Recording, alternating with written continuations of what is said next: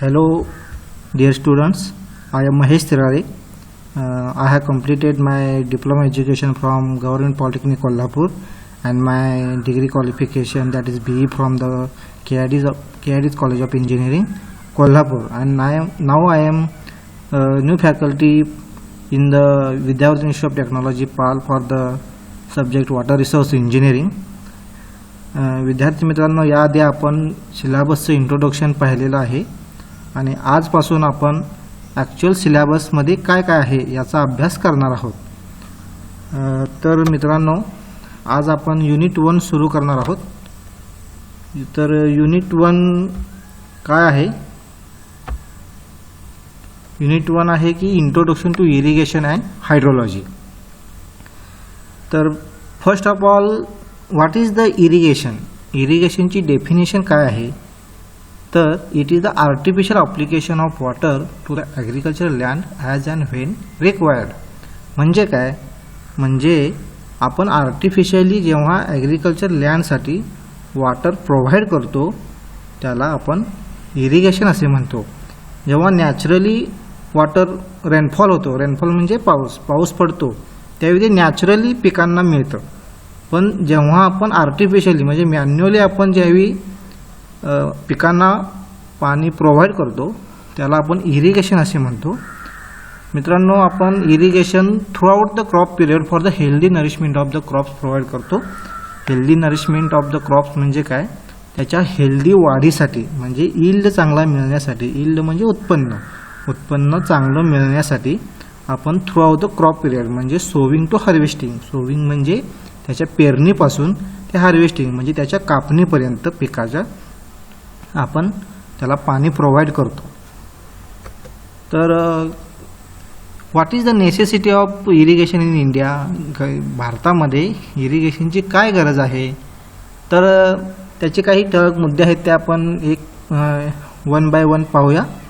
तर फर्स्ट आहे की amount and frequency of rainfall varies from place to place. म्हणजे काय? भारतामध्ये सगळीकडेच युनिफॉर्म पाऊस पडत नाही. प्रत्येक ठिकाणी म्हणजे कोल्हापूरमध्ये जसा पाऊस पडतो तसा मराठवाडा आणि विदर्भ रिजनमध्ये पाऊस पडत नाही. त्यामुळे तिथे काय होईल?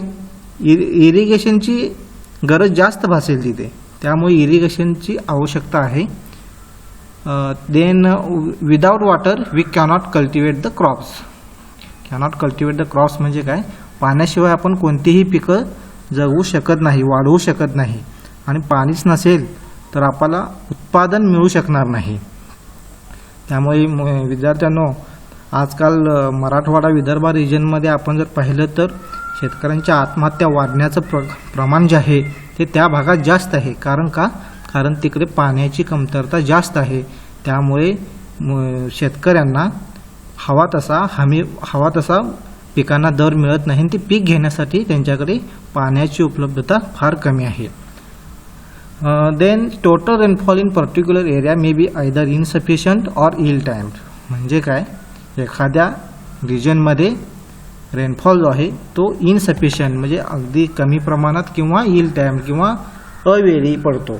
म्हणजे कापसाच्या पिकाच्या वेळी आपण बघतो की अवकाळी पाऊस म्हणतो आपण, तसा पाऊस येतो आणि पूर्ण नुकसान करून जातो पाऊस याचं. म्हणजे आणि इनसफिशियंट पण असतो. मराठवाडा आणि इतर रिजनमध्ये किंवा राजस्थानच्या भागामध्ये जर आपण पाहिलं तर पावसाचं प्रमाण फार कमी आहे. अशा ठिकाणी आपल्याला इरिगेशनची गरज भासते. Then after certain fixed period crop required water for growth. म्हणजे त्याला वॉटरिंग पिरियड असं आपण म्हणतो.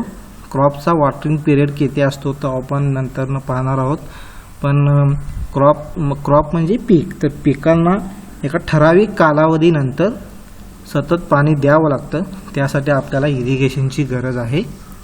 Then in order to save the area which is water deficient it becomes necessary to provide irrigation facility. In order to save the area which is water deficient म्हणजे जो area water deficient आहे तो area save करण्यासाठी आपल्याला इरिगेशनची facility provide करणं गरजेचं आहे. For cultivation of cash crops with providing surplus water. म्हणजे काय, कॅश क्रॉप म्हणजे नगदी पिके. नगदी पिके म्हणजे काय, ज्यातून आपल्याला लगेच पैसे मिळतात विकून.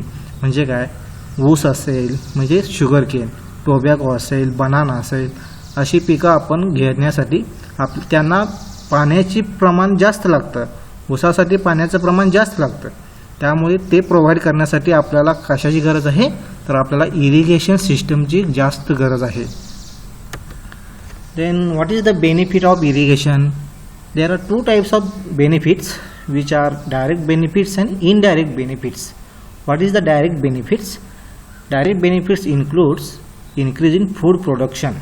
म्हणजे काय, डायरेक्ट बेनिफिटमुळे शेतकऱ्यांचं उत्पादन वाढतं. Then production of protection from famine. म्हणजे काय, दुष्काळापासून शेतकऱ्यांचं किंवा जनतेचं संरक्षण होतं. Cultivation of cash crops. मी आत्ताच तुम्हाला सांगितलं की sugar cane, tobacco, banana, cotton म्हणजे कापूस, अशी जी पिकं आहेत त्या पिकांना पाण्याचे प्रमाण जास्त लागते आणि ती पिकं घेण्यासाठी आपल्याला इरिगेशनची नितांत गरज भासते. त्यानंतर फ्लड कंट्रोल.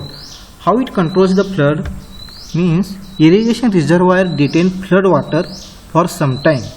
म्हणजे काय, इरिगेशन रिझर्वायर असतात म्हणजे नदीवरती जे स्ट्रक्चर उभा केलेलं असतं वॉटर स्टोरेजसाठी, त्याला आपण रिझर्वायर असे म्हणतो. ते रिझर्वायर काय करतात, तर जे सरप्लस वॉटर जे असतं ते स्टोअर करून ठेवतात आणि त्यामुळे काय होतं, फ्लडची पॉसिबिलिटी रिड्यूस होते, कमी होते. तर generation of hydro electric power by storing water in reservoir. म्हणजे काय, रिझर्वायरमध्ये आपण पाणी स्टोअर करून जर का ते इलेक्ट्रिसिटी प्रोड्यूस करण्यासाठी, जनरेट करण्यासाठी आपण वापरू शकतो. अशा प्रकारचे त्याचे डायरेक्ट बेनिफिट्स आहेत. तर त्याचे काही इनडायरेक्ट बेनिफिट्ससुद्धा आहेत. इनडायरेक्ट बेनिफिट्समध्ये काय काय इन्क्लूड आहे, तर increase in revenue of the government. How it increase the revenue of the government? तर विद्यार्थी मित्रांनो, तुम्हाला प्रश्न पडला असेल की इरिगेशन आणि रेव्हेन्यू ऑफ द गव्हर्नमेंट, सरकारचा रेव्हेन्यू कसा वाढेल? तर याचं रिलेशन असं आहे की शेतकऱ्यांना आपलं सरकार जे आहे ते शेतकऱ्यांच्यावरती कधीही टॅक्स लावत नाही. शेतीसाठी आपलं सरकार टॅक्स लावत नाही. पण जेव्हा आपण इरिगेशन प्रोव्हाइड करून शेतकऱ्यांचं उत्पादन ज्यावेळी वाढेल त्यावेळी शेतकरी ऑफकोर्स काहीतरी बाहेर खरेदी करण्यासाठी जाणार आहेत. खरेदी करण्यासाठी म्हणजे शेतीसाठी ट्रॅक्टर असेल किंवा त्यांना इतर गोष्टी काय असतील. म्हणजे जास्त उत्पन्न झालं की शेतकरी काय करतात, चांगले म्हणजे राहणीमान सुधारण्याचा प्रयत्न होतो. त्यावेळी ते काही गोष्टी खरेदी करतात. त्यावेळी त्या खरेदी करणाऱ्या गोष्टीवर टॅक्स असतो.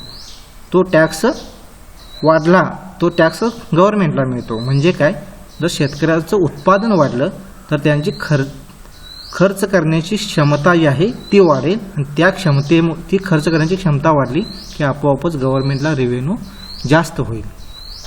Then increase in communication. म्हणजे काय, तर इरिगेशन सिस्टम जे आहे नदीमध्ये किंवा रिझर्वायरमध्ये असे आपण बोट्स वगैरे, जहाज वगैरे हे करून आपण कम्युनिकेशनसुद्धा करू शकतो. त्यानंतर काय, कॅनल प्लांटेशन. म्हणजे काय, trees are generally grown along the banks of the water storage structures. म्हणजे काय, तर डाऊनस्ट्रीम साईडला रिझर्वायरच्या बँक्सवरती आपण झाडं लावली की आपलं काय होतं, सॉईलचे म्हणजे आपण धूप होते म्हणतो ती धूपसुद्धा थांबते आणि त्याला त्या स्ट्रक्चरला स्टॅबिलिटीसुद्धा प्रोव्हाइड होते. Then what are the disadvantages of the irrigation? तर मित्रांनो, प्रत्येक गोष्टीचे काहीतरी ॲडव्हान्टेजेस असतात आणि काहीतरी डिसएडव्हान्टेजेससुद्धा असतात. तर आत्ताच आपण ॲडव्हान्टेजेस पाहिले. तर डिसएडव्हान्टेजेस काय आहेत? तर वॉटर लॉगिंग म्हणजे काय, पाण्याचे प्रमाण जास्त प्रमाणात झाले की पाणी जमिनीमध्ये जास्त प्रमाणात होते. म्हणजे त्याची वॉटर होल्डिंग कॅपॅसिटी असते, त्यापेक्षा जर जास्त पाणी झालं तर ते पाणी काय होतं, जमिनीवरती तरंगत राहतं. त्याला आपण वॉटर लॉगिंग असे म्हणतो. ऑब्व्हियसली आपल्याकडे आपल्या कोल्हापूर रिजनमध्ये किंवा कोकणामध्ये शेतकऱ्यांचा हा फार किंवा पंजाबमध्ये पाण्याचं प्रमाण जास्त आहे. त्यामुळे काय होतं, शेतकऱ्यांची टेंडन्सी अशी असते की आपण सारखं पिकांना पाणी द्यायचं, म्हणजे क्रॉप वॉटर फ्रिक्वेन्सी जी असते म्हणजे क्रॉपची गरज किती आहे त्यापेक्षा जास्त पाणी शेतकरी देतात. त्यामुळे काय होतं, वॉटर लॉगिंगचा प्रॉब्लेम होतो. त्यानंतर salt efflorescence due to water logging. Water लॉगिंगमुळे काय होतं, पाण्यामध्ये सॉल्टचे कंटेंट असतात. तर ते सॉल्टचे कंटेंट ज्यावेळी पाण्याचं इव्हॅपोरेशन होईल त्यावेळी पाण्याचं इव्हॅपोरेशन झाल्यानंतर त्याच्यामध्ये जे सॉल्ट असतात ते सॉल्ट कंटेंट पिकाच्या मुळात त्या जमिनीच्या आणि पिकाचं जिथं पॉईंट असतो तिथे ते साठले जातात जमिनीवरती. त्यामध्ये असं पांढऱ्या कलरचं सॉल्ट आपल्याला दिसतं बघा. आपण कधीही शेतीमध्ये गेलो तर आपल्याला दिसेल. तर तसा प्रॉब्लेम होतो. नंतर damp climate becomes cold and damp due to water logging which causes disease such as malaria and dengue. म्हणजे काय, आपल्याला राहण्यासाठी आपलं राहणीमान चांगलं ठेवण्यासाठी आपल्याला अत्यंत हेल्दी क्लायमेटची गरज असते. पण सततच्या याच्यामुळे इरिगेशन फॅसिलिटीमुळे काय होतं, क्लायमेटमध्ये ते डॅम्प होतं. त्याने वॉटर लॉगिंग असल्यामुळं असे मलेरिया म्हणजे ते डासांची पैदास जास्त वाढते आणि त्यामुळे मलेरियासारखे डेंग्यूसारखे असे आजार उद्भवतात. त्यामुळे आपण हे सुद्धा डिसएडव्हान्टेजेस आहेत. त्यात एक्सेसिव्ह ह्युमिडिटी, मी आत्ताच सांगितलं की ह्युमिडिटी वातावरणामध्ये जास्त वाढते. म्हणजे पाण्याचं प्रमाण जिथं जास्त असतं तिथं ह्युमिडिटीचं प्रमाणसुद्धा जास्त असतं. ह्युमिडिटी म्हणजे काय, वातावरणामध्ये पाण्याचे पार्टिकल्स इव्हॅपोरेशनमुळे वाढतात. तर water flooding in the crop root zone which causes the wilting. अशा अनेक प्रकारचे डिसएडव्हान्टेजेस आहेत. Then what are the types of irrigation. इरिगेशनचे काय टाईप आहेत ते आपण पाहूया. There are mainly 2 types which are flow irrigation and lift irrigation. Flow irrigation again divides into perennial irrigation and inundation irrigation. आणि इनंडेशन इरिगेशनचे पुन्हा 2 प्रकार पडतात, ते म्हणजे direct irrigation and storage irrigation. तर फ्लो इरिगेशन म्हणजे काय, in flow irrigation the irrigation water flows to the land by gravity. म्हणजे काय, ग्रॅव्हिटीनुसार ते पाणी वाहत पिकापर्यंत पोहोचवलं जातं. मग त्याच्यामध्ये पुन्हा 2 प्रकार आहेत, पेरेनियल इरिगेशन आणि inundation irrigation. In perennial irrigation some storage headworks such as dams, storage weirs or barrages are constructed to store the water. म्हणजे काय, रिव्हरवरती एखादं वॉटर स्टोरेज स्ट्रक्चर रिझर्वायर सारखं बांधलं जातं to store the water. The water required for irrigation is supplied according to crop requirements. म्हणजे काय, तर क्रॉपच्या रिक्वायरमेंटनुसार त्या स्टोरेज रिझर्वायरमधून पाणी पिकांना पुरवलं जातं. याला हे पेरेनियल इरिगेशनमध्ये होतं. आणि इनंडेशन इरिगेशनमध्ये असं कोणतंही वॉटर स्टोरेज स्ट्रक्चर जे असतं ते वापरलं जात नाही. म्हणजेच काय, there is no irrigation works across the river to control the level of water in the river. The canal is seasonal as the water available in it for a particular season during the flood in a year. म्हणजे काय, सीझनली म्हणजे पावसाचं ज्यावेळी प्रमाण जास्त असतं पावसाळ्यामध्ये water available जास्त असतं, उन्हाळ्यामध्ये वॉटर अवेलेबल कमी असतं. अशा प्रकारचे आपण वॉटर अवेलेबलचे प्रकार इनंडेशन इरिगेशनमध्ये पाहतो. त्यानंतर डायरेक्ट इरिगेशनला सुद्धा रिव्हर कॅनल इरिगेशन असे म्हणतात. तर डायरेक्ट इरिगेशन म्हणजे काय, तर water is taken directly from the river bye means of main canal. म्हणजे काय, मेन कॅनलच्या इथं आपण पाहू शकतो बघा, ही डायग्राम आहे. या डायग्राममध्ये व्यवस्थित आपण जर पाहिलं तर आपल्याला लक्षात येईल की ही रिव्हर आहे. कर्सरकडे लक्ष द्या, ही रिव्हर आहे, ही रिव्हर फ्लो होत आहे आणि ह्या रिव्हरवरती हे रिझर्वायर स्ट्रक्चर उभा केलेलं आहे. या साईडला ह्या अपस्ट्रीम साईडला वॉटरची लेवल वॉटर स्टोअर केलं जातं आणि इथून हा कॅनल असा आलेला आहे बघा. हा या कॅनलमधून वॉटर प्रोव्हाइड केलं जातं. डायरेक्टली हे कॅनलमधून वॉटर प्रोव्हाइड केलं जातं. इथं CDW दिले. म्हणजे काय, CDW म्हणजे क्रॉस ड्रेनेज वर्क. म्हणजे काय, कॅनलच्या इथून जर का वॉटर जे काय सॅनिटरी वॉटर जे असतं ते जर फ्लो करणारी एखादी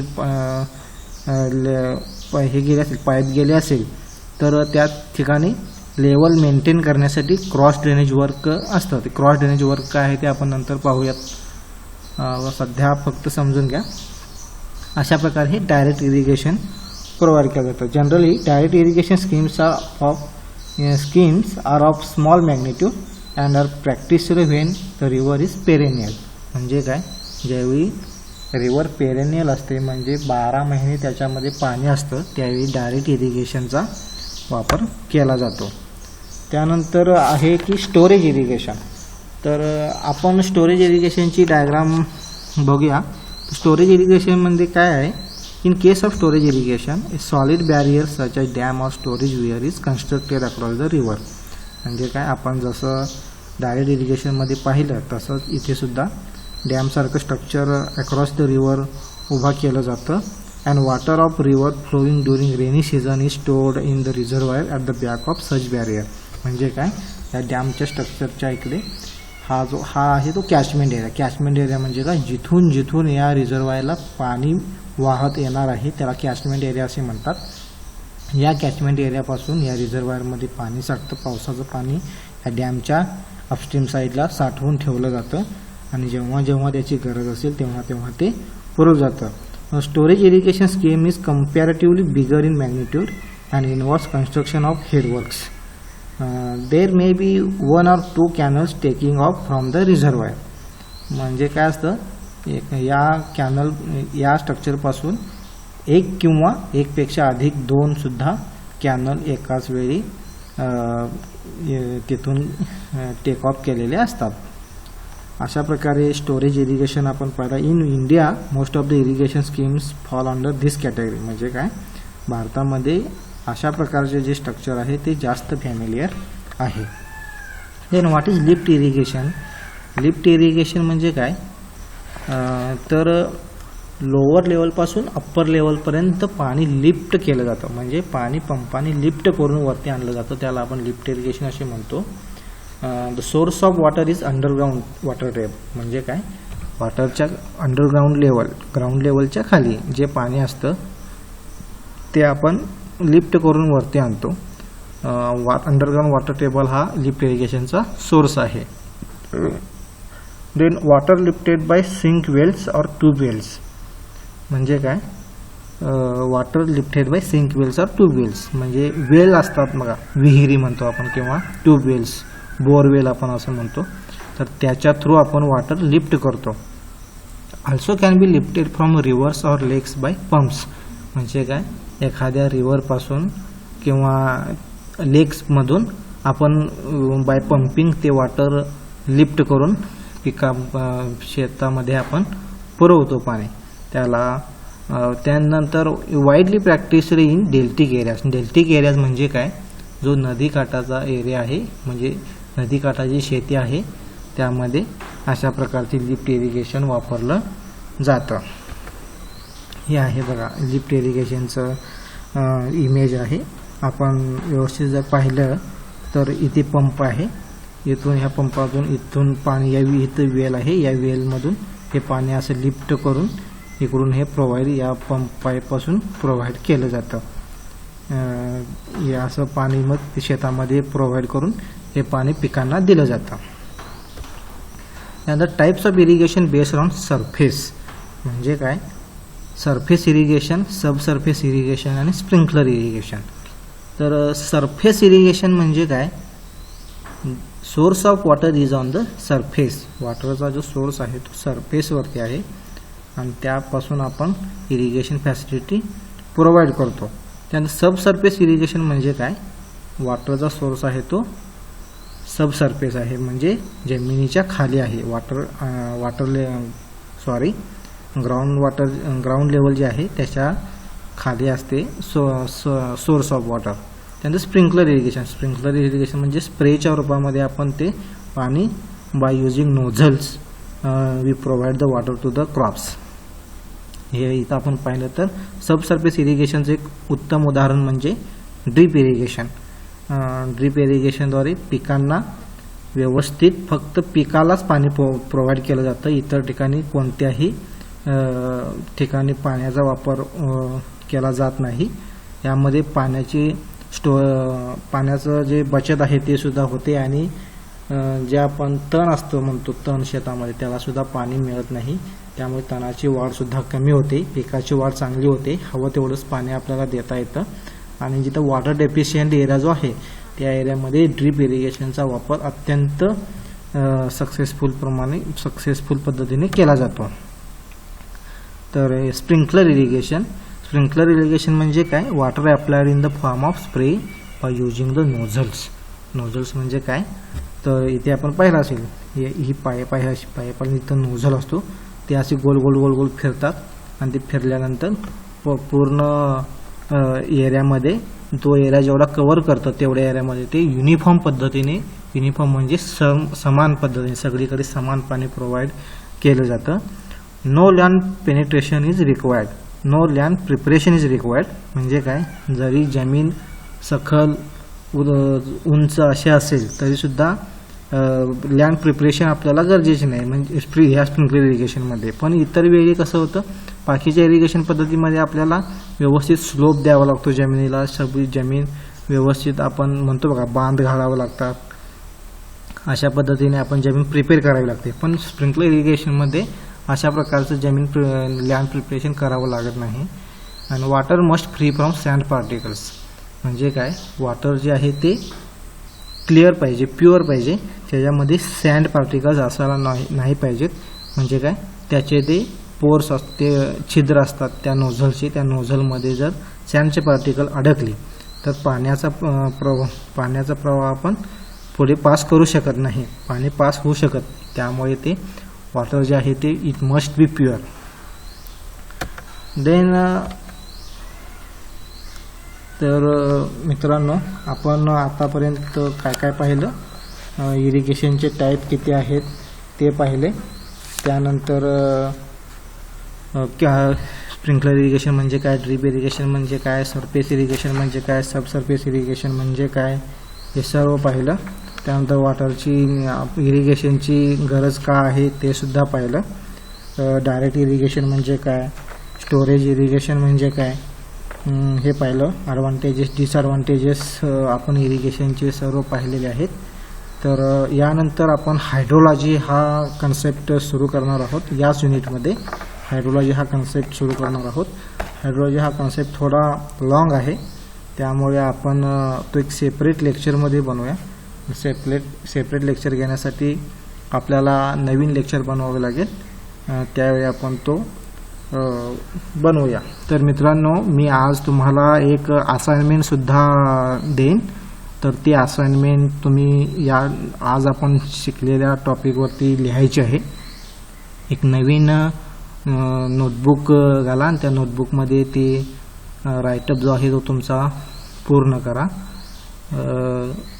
येणाऱ्या लेक्चरमध्ये, इथून पुढच्या लेक्चरमध्ये आपण युनिट बाय युनिट काय पॉईंट असतील ते पाहू. येणाऱ्या पुढच्या लेक्चरमध्ये आपण हायड्रोलॉजी हा कन्सेप्ट अभ्यासणार आहोत. तर मित्रांनो, कुठेही बाहेर फिरू नका, गरज असेल तरच बाहेर जावा. कोरोनाच्या पॅन्डेमिकमध्ये तुम्ही कुठेही बाहेर जाणं एक्सपेक्टेड नाही आहे. तुम्ही घरात राहूनच लेक्चर्स पहा, लेक्चरचा वेळोवेळी अभ्यास करा आणि अभ्यास करून परीक्षेला अत्यंत उत्तम प्रकारे सामोरे जा. Bye bye, thank you.